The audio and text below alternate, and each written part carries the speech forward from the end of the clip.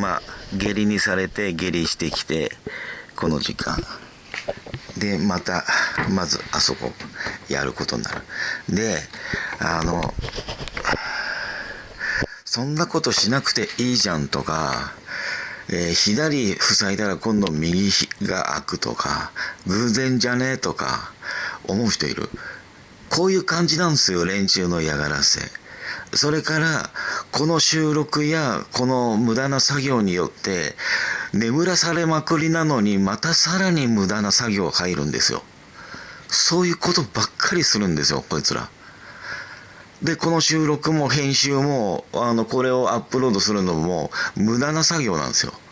いやお前どんな被害に遭ってるか細かくできてていいんじゃねえのじゃなくって、もう連中どういうことなのか、例えば精神病院に電話するとか、警察に電話するとか、失業保険の申請行くとか、そっちに動きながらその道中の雑談でいいんですよ。もうとっくに去年から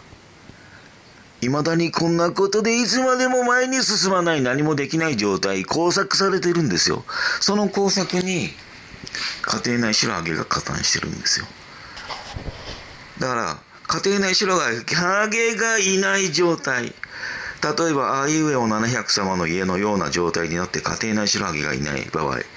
私お前飯食えなくなるんじゃねえのじゃなくって、その時はデブになってないし、健康的な自分の健康を考えた飯食ってんの。嫌がらせ飯で例えば糖尿になるような飯とか食ってねえの。だからこいついらねえので、そういう風に言ってたらアマゾンでクビになるようになったみたいな状況あるけど、最初から嫌がらせだったから、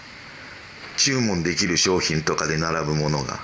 で、その商品注文してノルマ達成してたら、注文しすぎになるように今度逆に必要なものが後半で出てきて、それで注文しすぎになったんね。で、その流れも嫌がらせだったって前から言ってるでしょ。今急に言い出したんじゃないでしょ。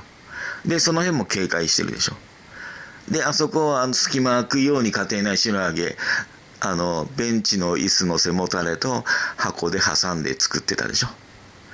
それは連中がテープ剥がした、電磁波でテープ剥がしたとか、そういう状態じゃないんで、グルでこの嫌がらせやっているっていうのも確定で、こういう無駄な収録する必要ないんだけれども、次々とこういう収録が必要な状態になって、レビュークビになったけどレビューやればなんとかなる状態もあるはずなのに、その作業もこうやって徹底的に妨害が入るってこと。私が被害妄想でこういうことを言ってんじゃなくって、さらにこの辺の言及に差し掛かったらまたこの喋り方になるでしょ。で、この喋り方を遠隔から連中電磁波でやってんのに、それを見てこいつら精神疾患扱いしてんだからね。精神病院内に入院させられている人の中でこの喋り方の人いたって私思い出して言い始めたでしょ。今言い始めたんじゃないから。マジでいたから。で、その人有名人だから。その精神病院で入院させられている人たちは知ってる人、入院患者として。なんでかというと、長年退院できない状態で入院させられてたから。法律変わって退院したっぽい。だけど今も通院してんのか、もう年でボケちゃってるのかみたいな話この間してた作業療法士が。とりあえずそこ塞ぐ作業内容はいる？何かあるかもしれないから。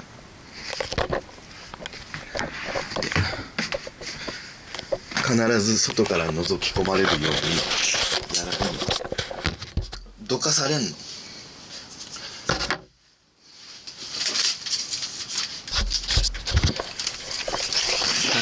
外から覗き込めるように、込まれるようにどかされんの。だからどれがあれかな、あの辺に落ちてる1枚とかがそうかな。あと映してない時にここにも1枚落ちてるの見つけて、それ近くに置いてるんだけど、多分それがここから落ちてるんですよ。でそれ剥がしたの家庭内白揚げの可能性高いし、遠隔から電磁波でも落としたいとこ落とせんの。でここ開くようにしてんの。そういう連中マジで。肉眼で盗撮しなくても四六時中プライバシー侵害して盗撮してんのにここまでする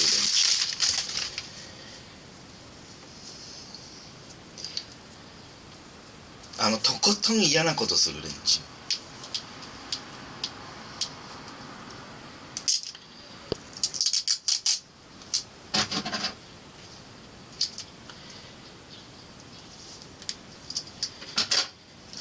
でウアオという国とか辺あいつ一人で暗躍してんのかと思ったら一人じゃなかった仲間いるね。であいつの仲間集団ストーカーだよ。私がアマゾンクビになるのも連中あいつ入ってるよ。で私の声盗聴しているから連中自分たちの声聞かせてきてる。連中自分たちの声聞かせると嫌がらせになるの分かってるからで笑ってきてるでしょ。で連中は私の声聞くのは連中の癒しじゃん。だから連中盗聴するんじゃんね。私の声盗聴までして聞いて癒されてる連中で、その声を聞くと私は連中のそっちの声聞くと私は神経逆なでっていうか癒しにはならない。そういう関係でしかないから。だから害虫嫌な状態でしかないんですよね、集団ストーカーって私にとって。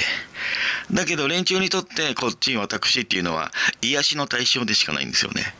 それを四六時中アピールしながら嫌がらせしていくんですよ。パトチンカーでひき逃げまでして税金万引き常習犯が。とりあえずこういうふうに塞ぎました。ちゃんときれいにやれじゃなくて時間がないからそこに無駄にさらに時間取らせるために剥がしてんだから。家庭内白揚げグルだよね。ここに挟まってたからね。自然にそういうピタッて挟んであったの。固定できるようにガツってあれそれなりに重みのある段ボールでそれどかす時に何かねこの段ボール以上の重みを感じたね。ピタッてくっついてあったね。ここに話し声でさらにその話し声取るように無駄な時間するようにでしょ。関係ねえ、いらねえんだよ。とりあえず以上です。寝起きから、8時半から今8時51分。今から座ってコーヒーとかやって作業始まると30分以上後でしょ。とりあえず以上で、こういう感じで時間無駄にされるんで、例えばこの嫌がらせない場合、それが毎日だった場合、このタイミングに寝起きでシャワーやれるでしょ。こういう風に無駄に時間取らされるからシャワーとかはしょってんので、さらにそういうタイミングでいい感じで起きていい感じでシャワーとかやってると家庭内白揚げが妨害しに来るから、ここを隙間開けて覗き穴作ったみたいな感じで、そういう嫌がらせ、そうする感じ、そういう嫌がらせをする感じで、今のマジガチ真実真相なんでそこ言えないようにしてきたでしょ。マジガチでそういう生活すると精神疾患扱いできないで、被害報告も順調にいくようになるから、入浴妨害してくんので、そういうトラウマもあって、そういうトラウマからさらに時間を無駄にされるから、それぐらいなら不衛生な状態で被害報告頑張った方がいいやになるんだ。そこまで頑張ってこいつらの加害収録して公にしている私に偽被害者って言ってくんのがウアオという国シリーズね。あいつアカウント複数持ってると思うし、あいつ一人じゃないね。で、孤独な体裁振りであいつあれだね、同情、被害者様たち優しいから味方のふりするための同情で孤立化個人で一人でやってるみたいな雰囲気取ってるけど、私の推理見立てではあいつ一人じゃないよ、仲間いるよ。で23人とかそういうんじゃなくて、集団ストーカー仲間状態ですんげえいっぱい仲間いるよ多分あいつ。とりあえず以上。あとあれもあるじゃん、チャンネル登録者数。あそこでもちょっと異常ない数字あるじゃん。嫌がらせで抱えでそうなってんじゃねえよと思うよあれ。釣りのお飾りであそこまで行ってんだよ。私たちが被害者同士で結託してチャンネル登録者数とかもし増やせばそれ違反なのよ YouTube 側で。だからそれを YouTube の本社大元上の方で見てやってるというより、そこに潜入している集団ストーカーがそれをチェックして違反でアカウントバンすんだよ多分。そういうからくりだと思うよ。とりあえず以上。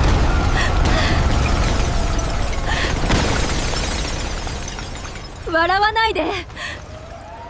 スパイダーパイ